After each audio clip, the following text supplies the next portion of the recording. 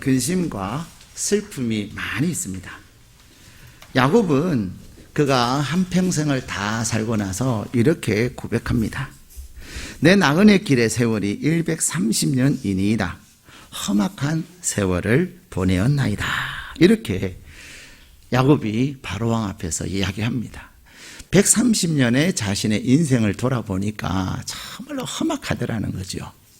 우리가 알고 있는 것처럼 야곱은 그의 형에게 쫓김을 당하고, 그리고 또 도망을 하고, 또 외삼촌에게서 도망을 하고, 자기 아들이 살아있는데도 죽었다고 그런 아들을 잃어버리는 그런 많은 아픔들이 있었어요. 우리가 알고 있는 야곱의 인생의 굵직굵직한 사건들을 보면은 어찌 믿음의 조상이지만 그의 인생은 슬픔과 그 어려움이 많이 있었습니다. 뿐만 아니라 위대한 지도자였던 모세도 그는 이렇게 시편 90편에서 말하고 있습니다. 우리의 연수가 70이요 강건하면 80이라도 그 연수의 자랑함은 수고와 슬픔뿐이요 신속히 날아가나이다. 모세가 120년의 인생을 살았지만 그의 고백은 자신은 120년을 살았지만 인생은 70, 80이더라. 근데 그 70, 80의 인생을 사는 가운데 자랑할 것은 수고하고 슬픔뿐이더라. 그 얘기를 하는 거예요. 아마 오늘 하나님 앞에 나와 예배를 드리는 저와 여러분들도 세상을 사는 동안에 근심된 일도 많고 슬픔의 일들도 많이 경험하셨을 것입니다. 또 어떤 분들은 지금 현재 말할 수 없는 고통과 슬픔 가운데 있는 분도 있을 수 있습니다. 근데 오늘 우리에게 주신 말씀에 보면은 우리 예수님께서 제자들에게 그런 말씀을 하십니다. 마음에 근심하지 말아라. 예. 근데 이 근심이라고 하는 이 단어가 또 다른 영어 성경에는 슬픔이라고 표현되어 있습니다. 너희는 마음에 슬퍼하지 말아라. 근심이나 이 근심을 또 슬픔으로 이렇게 표현을 하기도 합니다. 그 말은 무슨 말입니까?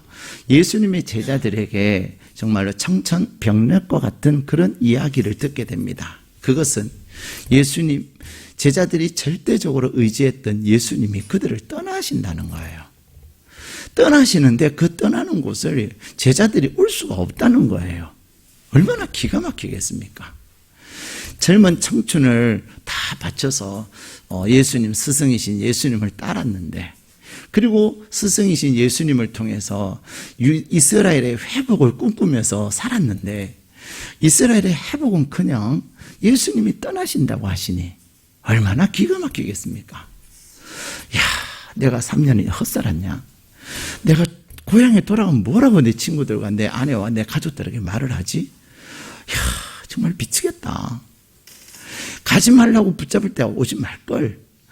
이런 생각을 하니까 정말로 기가 막히는 거죠. 근데 사람들이 왜 그렇게 근심하고 슬퍼할까요?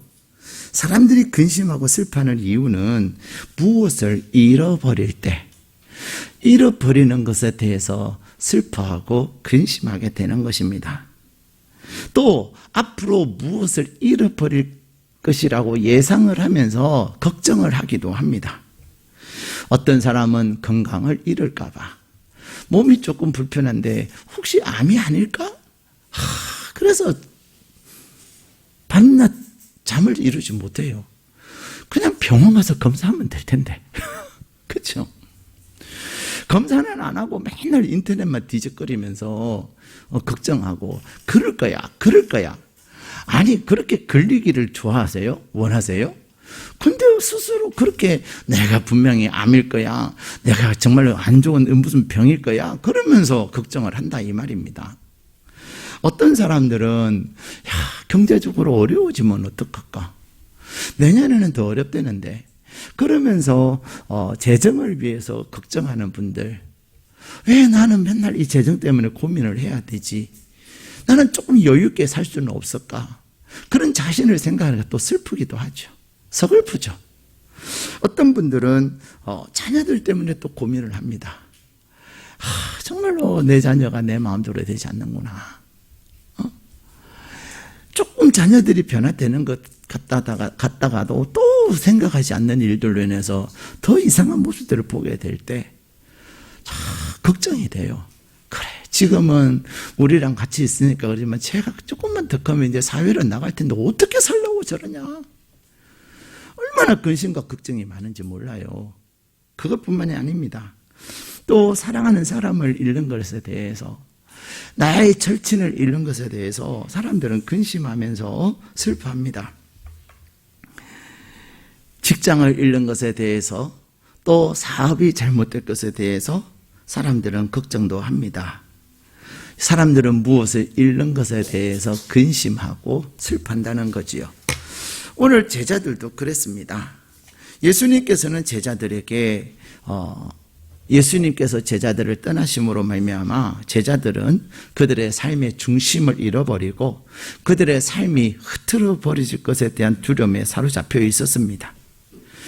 예수님이 그들을 떠나시면 그들은 의지할 사람을 잃어버리기에 그들의 인생은 이제는 불을 보듯 뻔하다는 것입니다. 그렇기 때문에 예수님이 그들을 떠난다는 그 사실은 그들에게 너무나도 큰 고통이었습니다. 그런데 오늘 주님은 근심하고 불안해하고 염려하고 초조해하는 제자들에게 그렇게 말씀하세요. 근심 대신에 너희에게 기쁨이 충만하게 될 것이다. 사랑하는 여러분, 오늘 하나님 앞에 예배의 자리에 나오신 여러분들의 마음인 어떤 근심이 있으시고 또 어떤 염려가 있으십니까? 오늘 주님은 저와 여러분에게 말씀하십니다. 너희의 그 근심과 염려와 불안과 걱정은 걱정 대신에 기쁨으로 충만케 할 것이다. 예.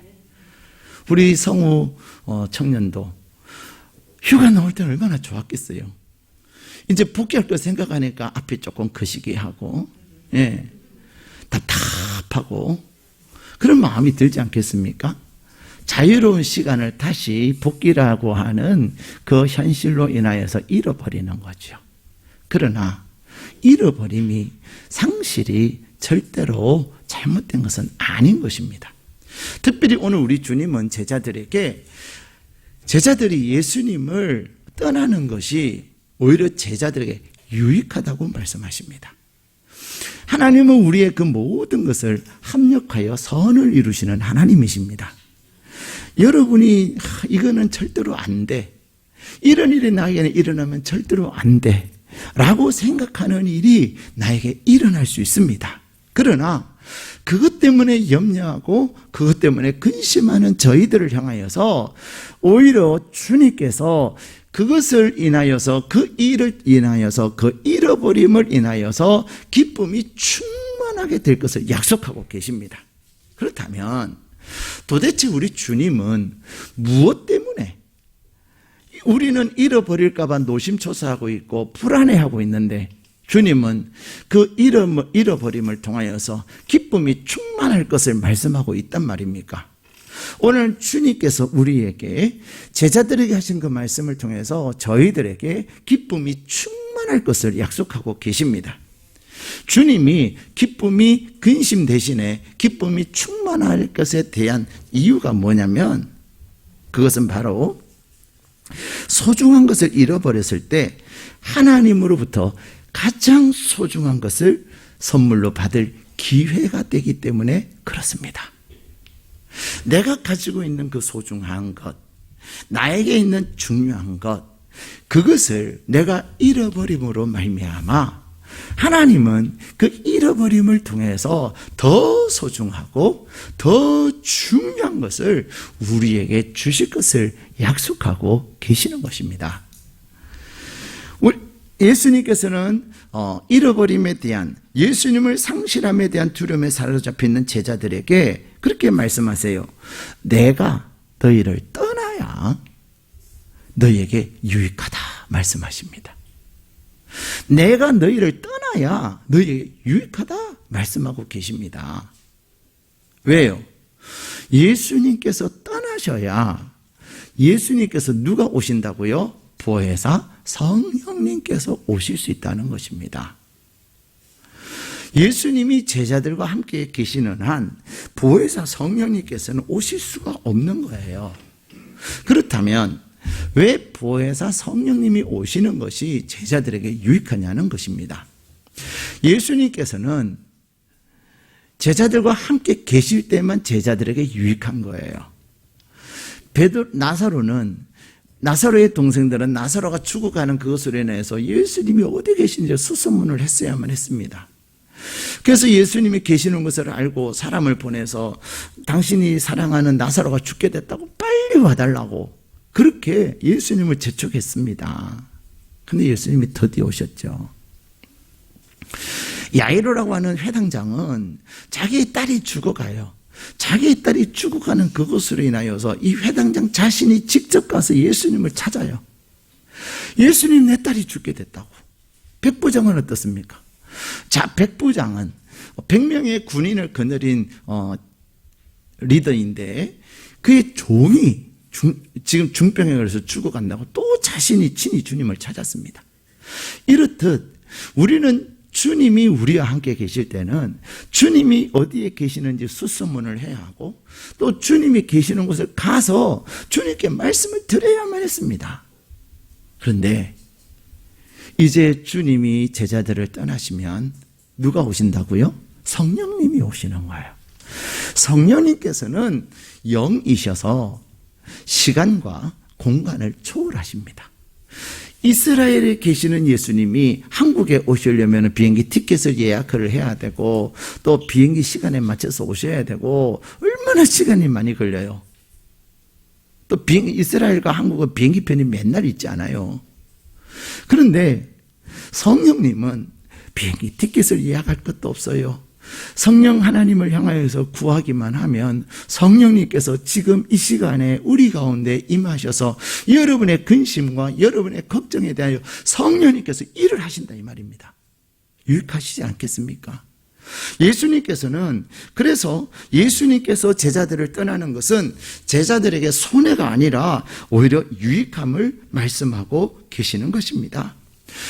우리가 아는 것처럼 사도행전은 성령님께서 예수님이 승천하시고 하나님의 나라에 가신 이후에 성령께서 오셨는데 하나님께서 약속하시고 예수님께서 말씀하신 성령님이 오셨는데 그 사도행전은 성령님께서 제자들과 함께 어떤 일을 하셨는지를 나타내고 있어요. 예수님이 하신 그 일들을 제자들이 이제는 누구를 통해서 성령님을 통해서 일을 하고 있는 거예요. 더군다나 예수님께서 말씀하시는 것처럼 너희가 나를 믿으면 내가 한 것보다 더 큰 일을 할 것이라고 말씀하셨어요. 정말로 사도행전에는 예수님의 제자들이 예수님보다도 더 놀라운 일들을 행함을 사도행전은 기록하고 있습니다. 그래서 사도행전은 우리가 다르게 성령행전이라고도 말을 합니다. 사도들이 한 것 같으나 누가 행하신 거예요? 성령님께서. 사랑하는 여러분, 우리는 오늘 이 시간 주님은 우리 곁에 계시지 않지만 성령께서 여러분 가운데 임하시고 성령께서 여러분을 통해서 일하심을 약속하고 계십니다. 그러기에 우리가 예수님은 우리 가운데 계시지 않는 것 같으나 성령님께서 우리 가운데 임하시고 성령님께서 여러분 가운데 일하심을 믿으시기를 바랍니다. 그렇다면 그 성령님께서 어떻게 우리 가운데 일하실까요? 우리 23절 24절을 같이 읽겠습니다. 시작. 그 날에는 너희가 아무것도 내게 묻지 아니하리라. 내가 진실로 진실로 너희에게 이르노니 너희가 무엇이든지 아버지께 구하는 것을 내 이름으로 주시리라. 지금까지는 너희가 내 이름으로 아무것도 구하지 아니하였으나 구하라. 그리하면 받으리니 너희 기쁨이 충만하리라. 아멘. 주님은 우리의 삶에 그 상실에 대한 근심과 염려와 불안과 걱정으로 가득 차 있는 우리의 삶에 기쁨으로 충만하게 하시겠다는데 그 통로가 뭐예요? 비밀이 뭐예요? 기도하는 거예요. 기도하되 어떻게 기도합니까? 예수의 이름으로 기도하라는 것입니다. 그래서 주님이 말씀하십니다. 너희가 내 이름으로 아무것도 구하지 아니하였으나 구하라. 예수님의 이름으로 우리가 구하지 않았으나 이제는 예수의 이름으로 구하라. 그래야면 뭐 하신다고요? 무엇이든지 하나님께서 주시겠다고 약속하십니다. 우리가 기도할 때 어떻게 기도를 마칩니까? 예수님의 이름으로 기도합니다. 아멘 해요. 우리 교회가 개척하고 나서 한 3, 4년 됐을 때 일이에요. 대표 기도하셨던 그 집사님이 기도하시다가 갑자기 기도 내용을 한참 하시다가 아멘 하고 내려오셨어요. 교인들이 한동안 눈을 감고 드리브 이러고 계셨어요. 사실 강대상에 있었던 저도 당황했어요. 왜 저분은 예수님의 이름으로 기도합니다를 안 하고 그냥 아멘 하고 내려가냐? 물론 저는 그랬을지라도 하나님께서 그 기도를 들으신 줄로 믿어요. 우리가 예수님의 이름으로 기도합니다 안 했다고 예수님이 이 기도는 무효 그렇게 하시지는 않으십니다. 그러나 주님이 우리가 기도를 한다는 그 자체가 뭐예요? 주님에 대한 믿음이 있는 거예요. 기도하되 어떤 사람들은 믿음이 없이 기도하기도 합니다. 기도는 하나 될까? 그러면서 기도 실컷 하고서는 가면서 아니야 안 될 거야 미쳐서 내가 바랄 것을 바라야지 내가 뭐 하나님한테 한 게 있다고 아니야 이거는 죽었다 깨어나도 안 되는 거야 되면 내 손에 장을 치죠. 그러면서 가는 분들이 가끔 계세요. 이것은 믿음으로 기도하는 게 아니잖아요. 예수님께서 내 기도를 들으시고 응답하실 것에 대한 믿음이 없는 거예요. 그러나 내가 비록 한 것이 없고 내가 비록 부족한 게 많고 내가 비록 하나님 앞에 부끄럽지만은 그래도 하나님께서 우리에게 예수의 이름으로 구하라 그리하면 내가 이룰 것이다. 거기다가 무엇으로? 무엇이든지 23절에 무엇이든지에 동그라미 해놓으셔요. 여러분이 하나님 앞에 구하는 것은 조건이 없어요. 대상에 어떤 구별이 없어요. 가끔 성도님들에게 기도하세요 라고 말씀드리면요 어떤 분은 목사님 그런 것도 기도해야 돼요? 이래요. 그런 것도 기도해야 되는 그것까지도 기도하셔야 되는 거예요. 내가 할 수 있다고 생각하지만 할 수 없을 때가 너무 많아요. 그렇기 때문에 우리 주님은 무엇이든지 원하는 대로 구하라 그리하면 하나님께서 이루실 것을 약속하고 계십니다. 사랑하는 여러분, 성령님께서 저와 여러분 안에 계시는데 그 성령님께서 여러분을 위해서 일하게 하시는 통로가 뭐냐? 그게 기도예요. 기도예요. 여러분이 시장한 배를 시장하다 배고프다 그런다고 밥이 생깁니까? 식당을 가셔야 합니다. 식당에 가셔야 여러분이 밥을 먹을 수가 있어요. 여러분이 아무리 배고프다 해도 옆에 예배 마치고 제1교육관으로 가지 않아요. 여기 앉아 계시면 절대로 여기는 밥이 안 옵니다. 마찬가지로 여러분이 근심거리가 많고 걱정거리가 많고 염려가 많지만 그 염려하고 걱정하고 근심하는 그것을 기도의 자리로 가지고 가야 되는 거예요. 근데 놀라운 것은 기도의 자리에 그것을 가지고 가면 하나님이 일을 하시더라는 것입니다.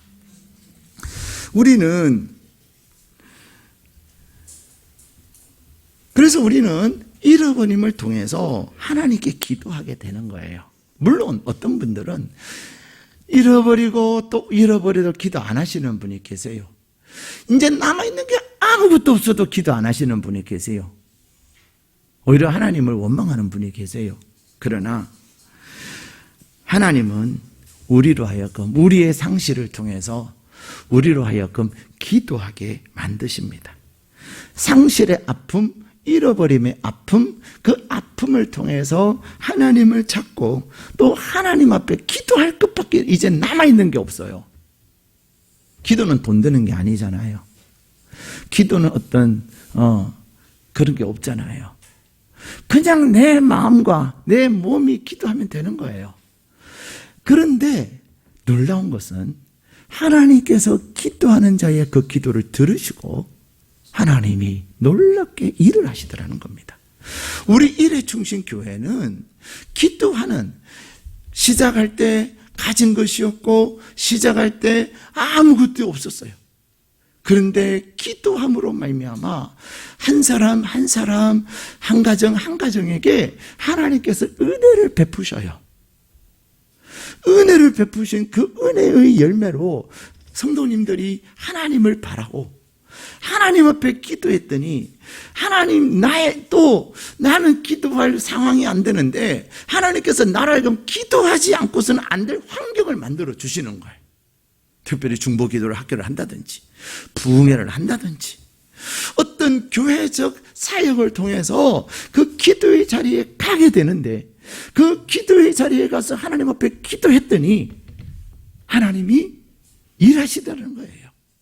그러한 간증과 그러한 경험에 그런 은혜들을 가진 사람들이 모여 있는 것이 우리 교회예요. 사랑하는 여러분, 여러분이 무언가를 잃어버렸다고 낙심하지 마십시오. 여러분이 지금 부족하다고, 가진 것이 없다고 낙심하지 마십시오. 여러분의 무엇이든지 예수의 이름으로 구하는 자에게 모든 것을 이루시는 하나님이 오늘도 저와 여러분과 함께 하시는 줄로 믿습니다. 특별히 우리 교회 이름이 뭐예요? 예, 일회중심교회예요. 일회라고 하는 말은 준비하신다 이 말이에요. 여러분이 일회중심교회에 성도된 것은 정말로 복이에요. 아멘을 두 사람밖에 안 해요. 여러분 일회중심교회 성도된 게 불행이에요? 그냥 내가 목사가 불쌍해서 가준다 그런 거예요? 하나님께서 우리 교회에 주신 약속이에요. 하나님께서 우리의 필요를 따라서 준비해 주시는 거예요. 믿음으로 하나님 앞에 응답하는 자에게, 아브라함에게 하나님께서 이삭 대신에 양을 준비해 주신 것처럼 하나님 앞에 여러분이 믿음으로 응답할 때, 믿음으로 기도할 때 하나님께서는 우리가 할 수 없는 그것을 하나님이 준비해 놓으시고, 우리가 할 수 없는 그것들을 하나님이 일하셔서 우리로 하여금 누리게 하시는 것입니다. 사랑하는 여러분, 여러분이 무언가가 지금 없어질 것 같은, 또 심지어는 잃어버려서 낙심하고 있던 그것은 문제가 되지 않습니다. 우리 주님은 내 이름으로 기도해라. 너의 그 상실과 너의 그 잃어버림과, 또 지금은 잃어버리지는 않았지만 자꾸만 마음에 잃어버리면 어떡하지? 잘못되면 어떡하지? 그런 불안함과 염려가 있다면 하나님 앞에 기도의 자리에 나오십시오. 기도의 자리에 나오셔서 하나님, 내가 지금 이렇게 참 답답합니다. 나에게 지금 하나도 그림이 그려지지 않고 보이는 것이 없습니다. 그러나 하나님께서 내 근심을 기도를 통하여서, 보혜사 성령님을 통하여서 기쁨이 넘치게 하시겠다고 약속하셔서 내가 기도합니다. 여러분, 우리가 조금 살만할 때는 하나님 이래요 저래요 그렇게 기도해요. 근데 너무 기가 막히면 이제는 이래요 저래요라고 말할 그것도 없는 거예요. 그냥 이것밖에 하는 게 없어요. 그런데 하나님은 우리의 그 마음을 아시는 거예요. 하나님은 여러분의 마음의 그 잃어버림과 마음의 상함을 아시는 거예요. 하나님은 여러분의 마음의 그 절박함을 아시는 거예요. 그리고는 하나님께서는 성령님을 통해서 여러분 가운데 일하게 하시는 줄로 믿습니다. 우리는 어제 저녁에 정선이라고 하는 방송인이면서 개그 우먼인 정선이 집사님의 간증을 함께 나누었습니다. 정말로 기가 막혔어요. 정말로 기가 막혔어요. 그런데 그가 아버지가 알코올 중독으로 어머니를 날마다 때리고 자기에게도 화를 내고 그랬던 아버지 가운데서 그는 하나님을 찾기 시작한 거죠. 그저께 간증하신 임선주 성전사님은 그런 얘기를 해요. 정선희 집사님의 간증이군요. 자기가 너무 아버지 그게 힘들어서 집에 나왔다가 밤에 술 취해갖고 그냥 밤에 교회를 갔는데, 그럼 교회 가서 있다가 새벽 예배 시간이 되니까 목사님이 나가세요 해서 나왔는데 엄마 따라 가봤더니 그 교회가 그 교회더라는 거예요. 사랑하는 여러분, 하나님은 오늘도 저와 여러분을 부르시는데요, 저와 여러분을 위해서 많은 분들이 중보하며 기도하고 있어요. 예. 어제 정선희 집사님의 간증에 중요한 키워드 중에 하나가 뭐냐면, 많은 사람들이 자기를 위해서 기도했다는 거예요. 특별히 엄마가 자기 코도 석자가 너무 고통스러운데 예수를 만나고 하나님을 만나고, 그러고 나서는 아버지의 주사가 달라지지도 않았는데 엄마는 이제는 얼굴이 달라졌다는 거예요. 왜요? 어머니의 마음에 하나님이 계셔서 마음에 평강을 주시더라는 거예요. 어떻게 그런 남편과 있으면서 평강을 유지할 수 있겠어요? 근데 하나님이 계시니까. 정선희 집사님도 이제는 내가 아빠와 결단을, 사생 결판을 내야 되겠다. 네가 죽든 내가 죽든 오늘은 내가 결정을 내야 되겠다. 그러고서는 집으로 가면서 교회에 들렀는데, 교회에 들려서 기도하는데 그냥 이 소리밖에 나지 않는 거예요. 임선주 선교사님의 표현하면 왜 그 소리밖에 하나님 앞에 할 수 있는 말이 없더래요. 근데 중요한 것은 하나님 앞에 부르면서 왜 그랬는데, 그러는 집에 갔는데요, 그 아버지의 모습이 그냥 초등학교 4학년짜리 모습으로 보여지더라는 거예요. 그렇게 흉기를 휘두르고 어머니를 때려서 병원에 입원하게 만들고 자기에게도 그렇게 무서운 아버지였던 그 모습. 그래서 이제는 네가 죽든지 내가 죽든지 둘 중에 하나는 결정이 나는 거다 하고 왔는데, 기도한 그에게 하나님께서 마음을 다르게 하신 거예요. 앉았는데 그 아빠는 복탁을, 그 연불하는 찬불가를 틀어놓고 있더라는 그 집에서. 그래서 막 이러고 있는데 그 모습이 너무 귀엽더라는 거예요. 놀랍지 않습니까, 여러분? 왼수인데 이제 죽이려고 하는데 그 아빠의 모습이 초등학교 4학년이 애 같은, 그래서 귀엽더라는 거예요. 귀여워서 안아줬더니 그 무섭고 그 강팍하고 피 한 방울 흐르지 않을 것 같은 그런 아버지가요 울더라는 거예요. 그러면서 내가 외롭다. 사랑하는 여러분, 하나님은 여러분의 삶에 기도를 통하여서 변화를 일으키십니다. 여러분이 하나님을 향하여서 내 이름으로 무엇이든지 구하면 내가 이루리라. 근데 더 기가 막힌 일은, 그의 아버지로 인해서 나는 이제 죽어도 결혼은 안 한다.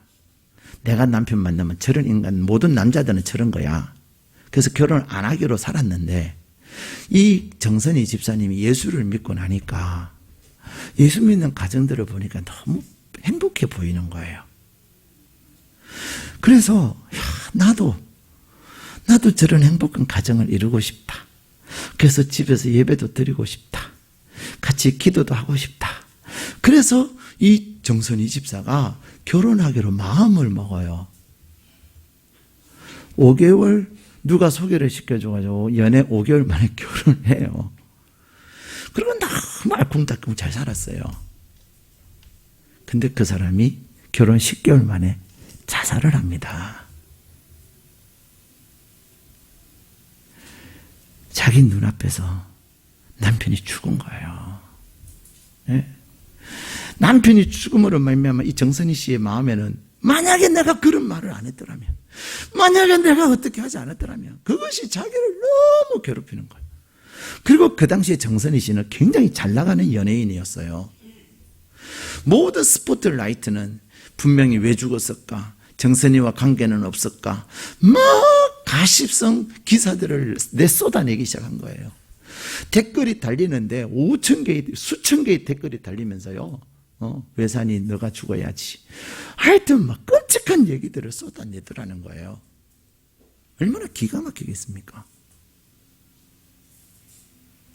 너무나도 기가 막힌 그 상황 속에서 이 정선희 집사는 하나님께 가요. 또 하나님 앞에서 몸부림치며 왜 나에게 이런 일이 일어나야 되냐고 하나님 앞에 기도하는데요.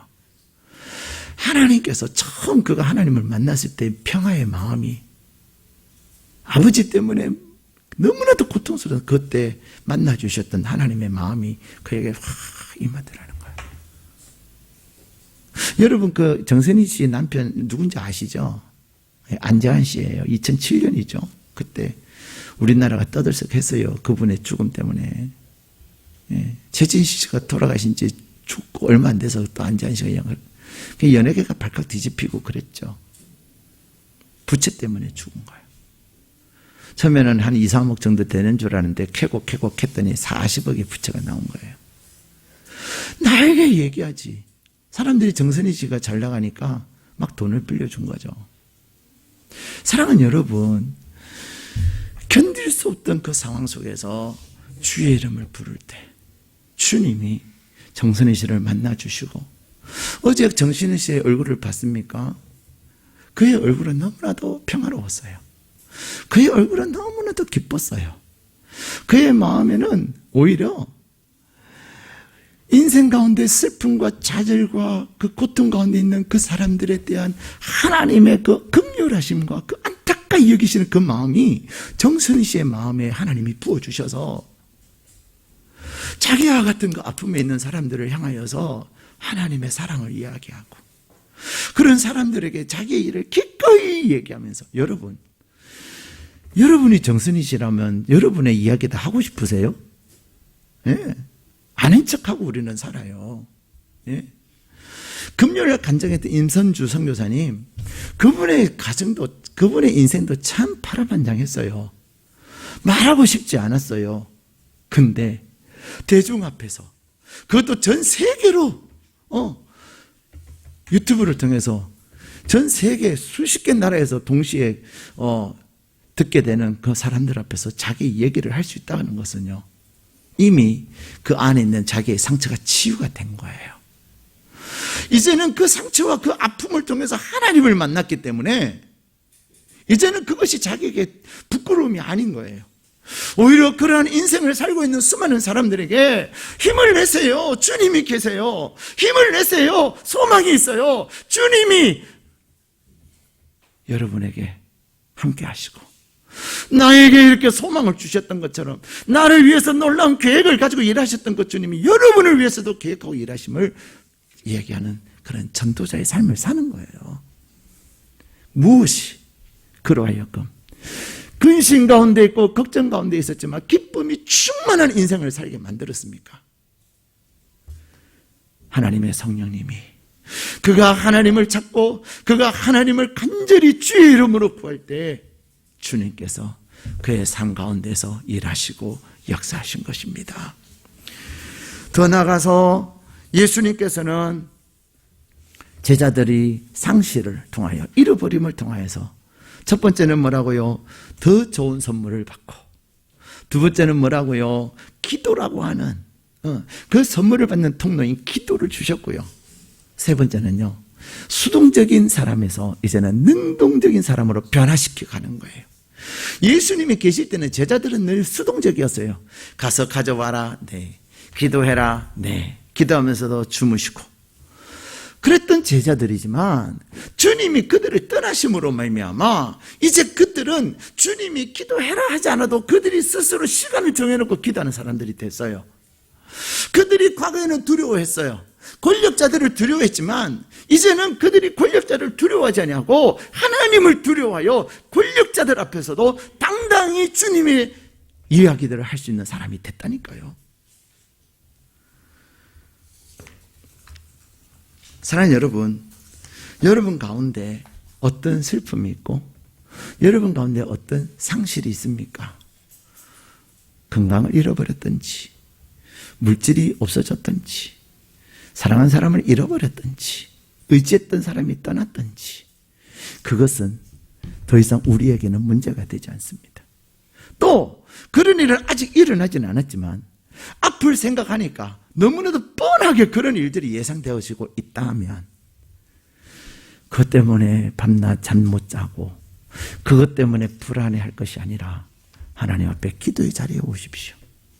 여러분의 마음에 건강 때문에 두려움증이 오면 건강 때문에 두려워하지 마시고요.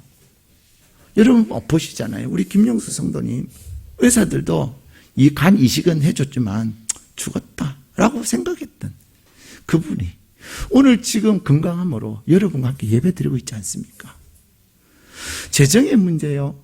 재정의 문제도 재정이 하나도 없었던 정말로 통장에 잔고가 없었던 그러한 사람들이 하나님 앞에 기도함으로 하나님께서 물질을 공급해 주시는 은혜들을 경험한 성도님들이 많이 있습니다. 마음에 불안함이 많았던 사람, 늘 염려증에 사로잡혔던 사람, 그들이 하나님 앞에 기도하기 시작하자 건강하고요, 얼굴에 미소가 있고요, 목소리에 힘이 있어요. 저는 이번 단일 기도회 하면서 여러 성도님들의 그런 모습들을 보게 됩니다. 사랑하는 여러분, 여러분이 염려하고 근심하기에 너무 일러요. 여러분이 낙심하기에는 더더욱 이릅니다. 여러분이 주님이 계셔요. 여러분에게 기도하되 예수의 이름으로 기도하라고 말씀하시는, 여러분이 예수의 이름으로 기도할 때 하나님이 그 기도를 들으시고 일하시는 성령님이 여러분 안에 계신다는 사실을 꼭 기억하시고 기도의 자리에 오십시오. 예수 이름으로 기도하십시오. 예수님 약속하지 않으셨습니까? 무엇이든지 구하라고 하셨지 않았습니까? 내가 그 약속의 말씀을 붙잡고 주님 앞에 기도합니다. 주님께서 오늘 나의 기도를 들으시고 내 가운데 놀라운 하나님의 약속이 살아있음을, 공수표가 아님을 나타내 주십시오. 여러분이 하나님 앞에 그 믿음을 가지고 기도할 때 하나님께서 여러분에게 놀라운 평강을 더하여 주시고 하나님께서는 여러분의 마음에 기쁨이 충만하게 하시는 줄로 믿습니다. 기도하면 근심 대신에 기쁨이 충만하게 되는 비결은 예수 이름으로 기도하는 겁니다. 예수 이름으로 기도할 때 성령님께서 여러분 가운데 일하실 것입니다. 예수 이름으로 기도할 때 수동적이고 부정적이었던 사람이 능동적이고 긍정적이며 진취적인 사람으로 바뀔 것입니다. 제가 부정적인 사람이었습니다. 제가 수동적인 사람이었습니다. 그러나 제가 성령님을 경험하고 보혜사 성령님을 경험하고 제가 기도하기 시작할 때 저는 이제는 수동적인 사람이 아니라 능동적인 사람이 되고 적극적인 사람이 될 뿐만 아니라 부정적인 사람이 아니라 긍정적인 사람이 됐습니다. 왜요? 하나님이 하실 거니까. 하나님이 이루실 거니까. 그래서 안 된다고 말하기 전에 기도합시다 라고 얘기하고 기도할 때 하나님이 일하심을 보고 확신하게 되는 줄로 믿습니다. 그 은혜가 여러분의 근심이 기쁨으로 충만하게 되는 그 은혜가 오늘 여러분 가운데 가득하시기를 주님의 이름으로 축복합니다.